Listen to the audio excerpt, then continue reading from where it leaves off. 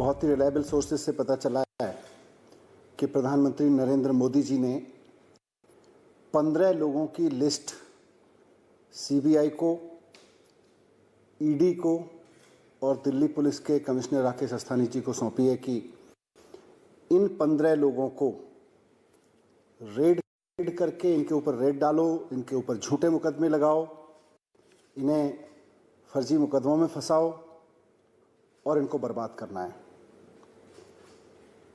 आने वाले चुनाव से पहले इनको बर्बाद करना है। ये टास्क प्रधानमंत्री जी ने सीबीआई को दिया है, उन्होंने ये टास्क ईडी को दिया है, उन्होंने ये टास्क दिल्ली पुलिस को दिया है।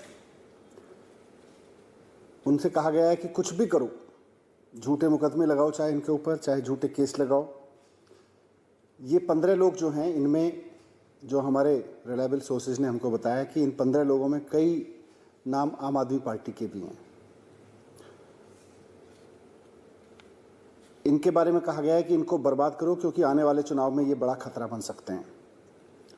मोदी जी ने अपने ब्रह्मास्त्र, जो उनके सबसे विश्वसनीय और उनके सारे कार्यक्रमों में, सारे पूरी पॉलिटिकल ग्रोथ में महत्वपूर्ण सपोर्ट देने वाले दिल्ली पुलिस के कमिश्नर साहब हैं राकेश अस्थाना जी, वो उनका ब्रह्मास्त्र है। अपना ब्रह्मास्त्र अब उन्होंने चला दिया है कि इन 15 पॉलिटिकल लोगों को बर्बाद कर दो आने वाले चुनाव से पहले, नहीं तो बहुत मुश्किल हो जाएगी।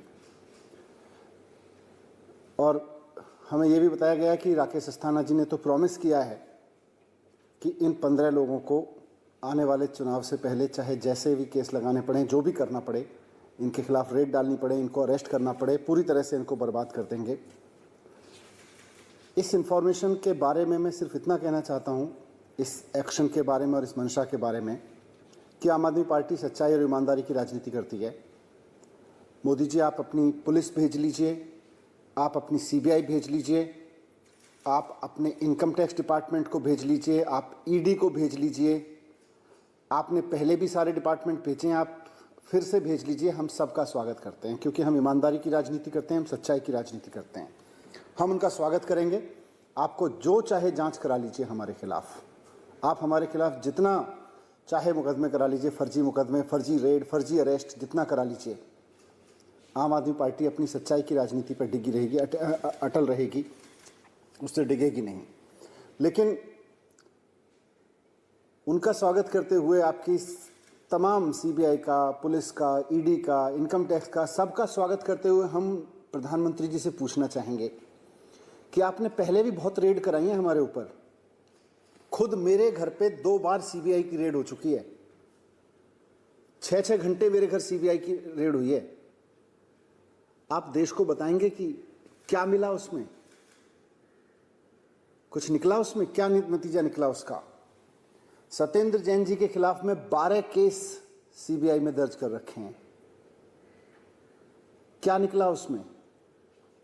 हमारे 21 एमएलए के खिलाफ फर्जी मुकदमे, फर्जी केसेस बना के उनको अरेस्ट करके जेल में रखा गया। अंत में जब मामला अदालतों में पहुंचा तो अदालतों में कई मामलों में तो पुलिस को फटकार लगाई गई कि इस तरह के फर्जी मुकदमे लगा के तुम पॉलिटिकल गेम खेलते हो, पॉलिटिकल पार्टीज का टूल बने हुए हो। क्या निकला प्रधानमंत्री जी उसमें। आपने 21 एमएलए भी अरेस्ट कराए थे हमारे। आपने चीफ मिनिस्टर के खिलाफ साजिशें रचवाई, उनके दफ्तर पे सीबीआई की रेड हुई, उनके घर में पुलिस का छापा पड़ा, उनके बेडरूम में भी पुलिस घुसा दी आपने। पहली बार ऐसा हुआ, देश के चीफ मिनिस्टर के घर में पुलिस घुसी, उनके बेडरूम तक में पुलिस पहुंचा दी आपने। बाद में कोर्ट ने छोड़ दिया, बल्कि कोर्ट ने लताड़ भी लगाई पुलिस को। मैं पूछना चाहता हूं प्रधानमंत्री जी, इन रेड्स का क्या निकला, इन छापों का, इन अरेस्ट का क्या निकला आखिरकार। देश को भी तो बताइए ना। आप एक के बाद एक रेड कराते हैं, एक के बाद एक छापे डलवाते हैं अपने पॉलिटिकल अपोनेंट्स पे। आपने आम आदमी पार्टी के डिप्टी चीफ मिनिस्टर के घर पे सीबीआई रेड करवाई 2 बार, आपने चीफ मिनिस्टर के घर पे ऑफिस में रेड्स करवाई, आपने सत्येंद्र जैन के खिलाफ 12 मुकदमे करवा रखे हैं, आपने 450 फाइल्स की जांच कराई थी आम आदमी पार्टी की सरकार की शुगलू कमेटी से। क्या निकला उससे। कुछ भी नहीं निकला।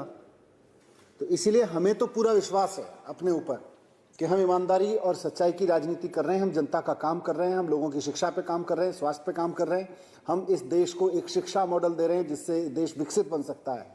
हमें तो अपने ऊपर पूरा भरोसा है। लेकिन आप भी तो बताइए कि इन रेड्स से आखिरकार क्या निकला। जितनी रेड्स अभी तक आपने कराई हैं, आप और करा लीजिए, हम उनका भी स्वागत करेंगे। आज आम आदमी पार्टी का ग्राफ दिल्ली के बाद पंजाब में बढ़ रहा है, गोवा में बढ़ रहा है, उत्तराखंड में बढ़ रहा है, उत्तर प्रदेश में बढ़ रहा है। चारों तरफ में आम आदमी पार्टी का ग्राफ बढ़ते देखकर, और गुजरात जो भारतीय जनता पार्टी का गढ़ था, 27 सीटें वहाँ पे गुजरात के गढ़ में मिली हैं आम आदमी पार्टी को। आज भारतीय जनता पार्टी हिल गई है। मैं प्रधानमंत्री जी से कहना चाहता हूँ कि आप जनता का दिल जीत के और जनता का काम करके राजनीति करवाइए ना भारतीय जनता पार्टी से।